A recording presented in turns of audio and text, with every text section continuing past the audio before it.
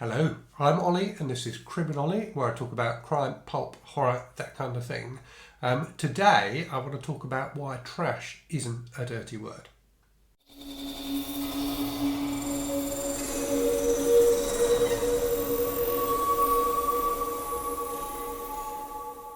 Okay, so it's the 31st of July today, or as it shall be known from now on, August Eve. So I wanted to do a trash related video today, partly to celebrate the fact that we have got the first day of August tomorrow, but also to address some comments that I've had, both in the comments on my videos and some things I've seen people say in videos they've done about trashy books. I just wanted to give my thoughts again. So there will potentially be a bit of repetition for videos I've done before. So if you watch those videos, apologies.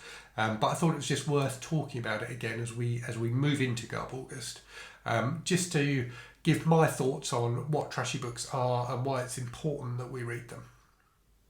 Okay, so the first and most important thing to say is that when I say a book is trashy, I am not saying that it's bad. It may be bad, it may well be bad, but it's not bad just because it's trashy. And I think this is really important. I think certainly I've seen some people say that they struggle with using the term trashy to describe books because it feels like they're judging the quality of the book. It feels like they are saying the book is bad. And if they read a book and they enjoy a book, then by default they do not consider it to be trashy. And I get that. I get why people might say that and why people might struggle with using the word trashy.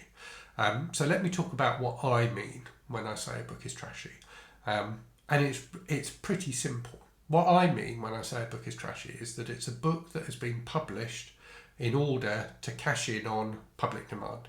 So the publisher has seen a gap in the market that they can exploit, and they have published a book to fill that gap. They're not doing it for any reason other than that. Now, obviously, that's quite a broad, you could argue that any book that's published is published because the publisher thinks it fills a gap in the market and they're going to make money. And there's an element of truth in that. But I think for me, trashy books are particularly books that cash in on like the success of other books or the success of a movie or a particular fear that's, in the public mind at the time. So I've talked a lot on the channel about trashy books that are about particular youth subcultures, so like skinheads or Hells Angels and things like that. So that's definitely an important part of trash, is tapping into that kind of public fear and exploiting it and making money out of it. So for me, and this is the key bit, and this comes back to something actually that it came from the page said in a video about trashy books a while ago. There are with any book that's published, there are two points of view that are important. There are two agents in the publication of a book, if you like. Firstly, there is the writer. So there's the person who's written the book, who is, maybe a writer by trade, maybe the first book they've written, but they have created a work of art. Okay, so you've got them, and then you've got the publisher. And the motives between the author and the publisher may well be completely different. So when I'm talking about trashy books, I'm talking about the motive of the publisher. So I'm talking about books, as I say, that are mass market type books that have been published in order to fulfill a perceived demand. I'm not talking about the intentions of the writer in writing the book. So what I'm not saying is that the writer has deliberately set out to write a bad book. I'm not saying that by any means, and I'm not even saying that the writer has written a book because they think it exploits something in the market. I'm saying it's the publisher who's doing that. Now, the writer could be completely well-intentioned.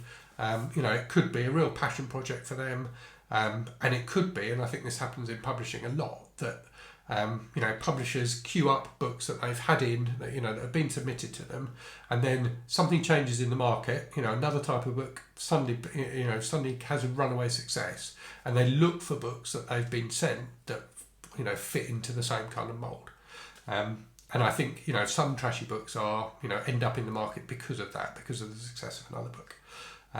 So you've got, potentially you've got two sorts of writers of trashy books. You've got people who are writing them with the best of intentions, and it could be a very good and very meaningful book. clearly it probably is to the author, and it will be for many of the readers. Even if it's a trashy book, readers will get something out of it. And then you've also got writers who are paid by the publisher to churn out books on demand, basically.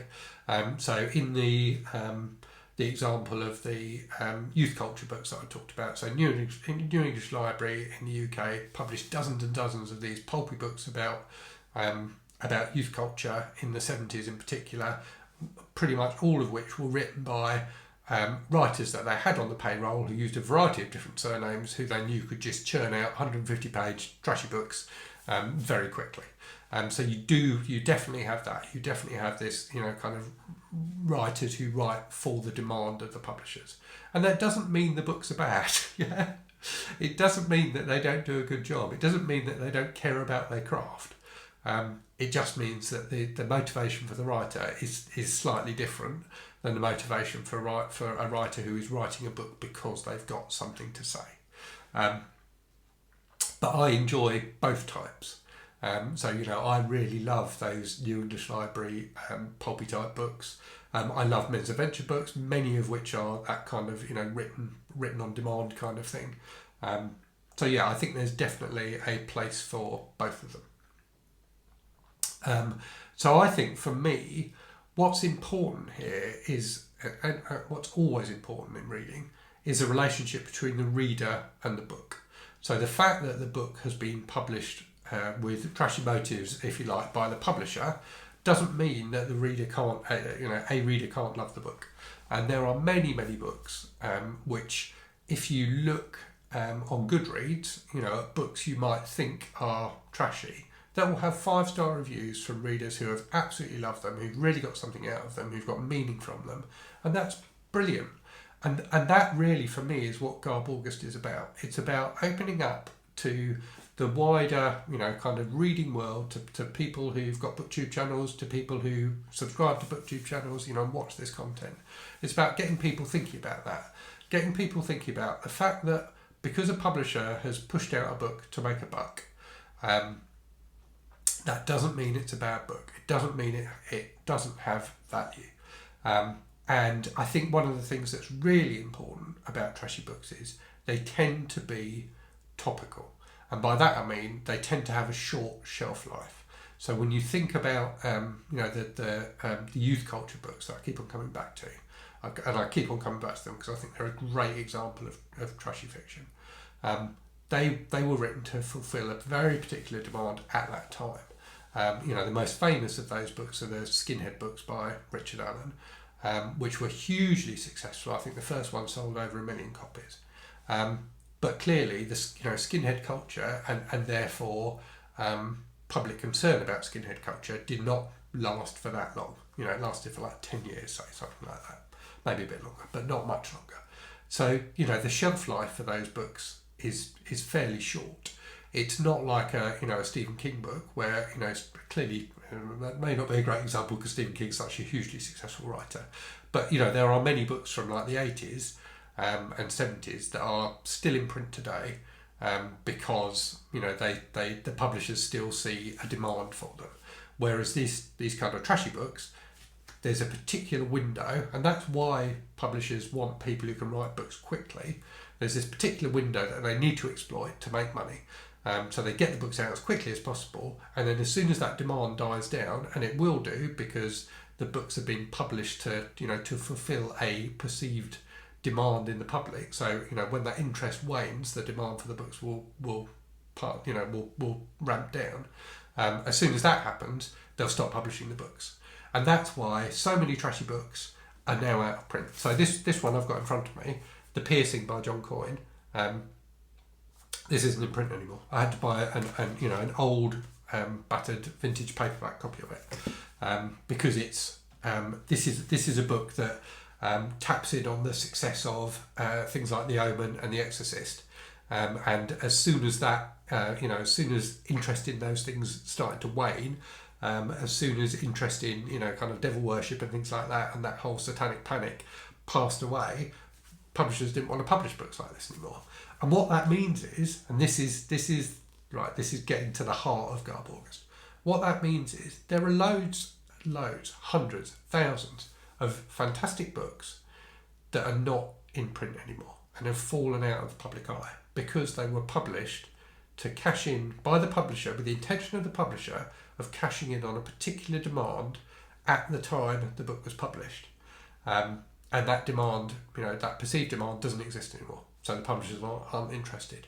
That doesn't mean that there aren't readers out there who would love these books, who would get real joy out of these books, who would find a deeper meaning in these books. All it means is the publishers don't see the value in them anymore. So that's what I say when I use the word trash. I'm not talking about the value to the reader. I'm talking about the value to the publisher. Publishers do not consider these books important. They do not consider these books worthwhile. They do not consider them, worth publishing anymore. But they are wonderful books often. I have found, huge joy in trashy books. And it's important that we as readers discover the books from previous decades. When I did the birth year book tag a while ago, the whole reason for that was to get people thinking about books from the past that weren't talked about anymore. And the motive for Garb August really is the same. So the focus of Garb August is very much on trashy books, but there's a huge crossover between the two things, because lots of trashy books are books from the past that are no longer available and have been forgotten. And I think we owe it to ourselves as readers to rediscover them.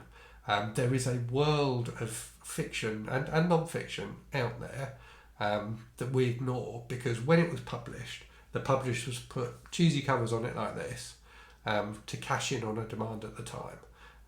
That doesn't mean the book isn't good. It just means, this looks like a trashy book, and I suspect it is a trashy book, but it looks like a trashy book because of that cover. But it may be fantastic. I haven't read it yet. It may be one of the best books I've ever read. And I don't think that we as readers should dismiss books just because they've got, trashy vintage covers like this. And the reason they've only got trashy vintage covers like this is because the publishers aren't publishing them anymore. So they haven't given them a cover that would appeal to a modern audience. They've still got the cover that would appeal to the 70s audience. So those are my thoughts. My final thoughts, probably not my final thoughts, I'll probably talk about this again. But those are some of my thoughts on trashy books. And Steve Donoghue, in some of his videos about Garb August, has raised the concern that it is about almost like a battle between readers and critics. And I want to say now publicly that it isn't. So I don't see it like that at all. And I have talked about critics. So in the Garb August trashy book tag, I did use the word critics in a couple of the questions. But really, for me, Garb August is about it's about a battle between readers and publishers.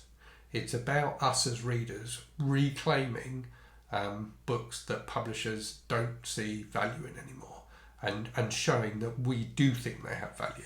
And it's interesting how these things work, because if you think about the in the horror community, which I consider myself a part of, there are lots of trashy paperbacks like this, and publishers see the demand now because the success of the Grady Hendrix book, Paperbacks from Hell, has really re-stimulated public interest in like 70s and 80s horror. And publishers are now republishing a lot of that old content because suddenly they see the demand for it again. So it is possible for us to change the minds of publishers. They just have to see that they can make money out of it. And the thing is, nowadays it's so much easier for publishers to make money because it's, well, not easier for them to make money, it's easier for them to make books available because they can publish them digitally. And it's really heartening to see that a lot of older pulpy type books are turning up on Kindle now, and on Kindle Unlimited. So the executioner books, which I talk about on the channel a lot, many of those are available on Kindle now, and they're not cheap. They're more expensive than they should be, in my opinion, but at least they are available. So if we as readers can evidence to the publishers that there's a demand for for all sorts of different books, then all sorts of different books will become available to us. Not just the books that publishers think will make them money today. You know, I've talked before about how the fact I find it quite disheartening when I walk into a bookshop that there are, you know, when you walk to the fantasy section, it's 50% of it is George R.R. Martin, and when you look at the crime section, 50% of it is James Patterson. You know, commerce is a two-way street. You know, and we as the readers in publishing commerce, we're the people who provide the demand. So we need to show the publishers, you know, what we want to read. And I think a really important part of that is trawling through the trash from the past and finding the gems in it and talking to them, you know, talking to each other about them and championing them, and not just looking at the books that are being pushed to us today by publishers, you know, the books that they're sending out advanced reader copies of to people, the books that they're getting talked about in, you know, book prizes and things like that. You know, there are many books available beyond those books, and we need to rediscover them, to love them all over again, and to share them with each other. And that's what Garb August is about. Okay, so time for a random book from the shelves. Well, not so random because it's this one that I've just talked about in the video. So The Piercing by John Coyne. So this was recommended to me by a subscriber, John Doe. So I read the John Coyne book, The Searing, which was absolutely bonkers. And in a comment on one of the videos where I mentioned it, John Doe recommended this book, The Piercing, which he said was brilliant. He said it was even better than The Searing. So I'm very much looking forward to it. I do think it's a fantastic cover as well. I mean, I've just gone on about how trashy it is, but it's wonderfully trashy, isn't it? So yeah, really looking forward to this, and thank you to John for recommending it to me. So as always with these Sunday Bollocks videos, it's very much about starting the conversation rather than finishing it. So do let me know what you think about what I've said. Let me know what you think about trashy books. Let me know what you're going to be doing about it in Garb August. Are you going to be taking part and rediscovering some old gems? If you are, brilliant. Can't wait to hear about what you read. Do let me know in the comments. But yeah, as always, thank you very much for watching. Hope you're safe and well. Hope you're reading good stuff, and I'll speak to you again very soon. Cheerio.